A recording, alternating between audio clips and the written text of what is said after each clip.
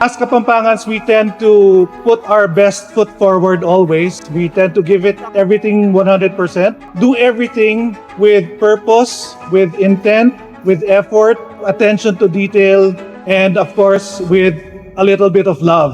I welcome you all to the 12th Pampanga Furniture and Furnishing Exposition. I'm going to make this really short and sweet because I know that you can't wait to go around and shop, because I know you're going to buy a lot of products today, right? This is a very special project for the PFIF. You can see that translated into the beautiful products that you will see today.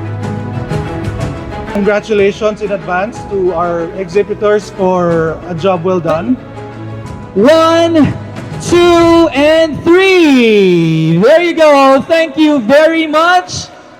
This is the 12th Pampanga Furniture and Furnishing Exposition. It is now officially open, and welcome everybody. Welcome to the PFFE. Good morning and thank you.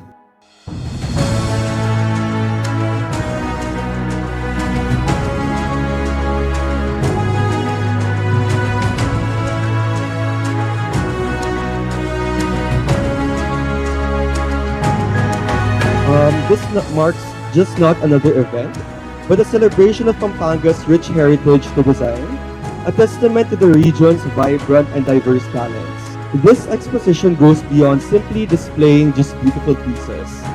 It serves as a vital platform for one of the core missions of PFIF, to uplift and to celebrate the 3 C's of the foundation: the crafts, craftsmen, and the companies involved.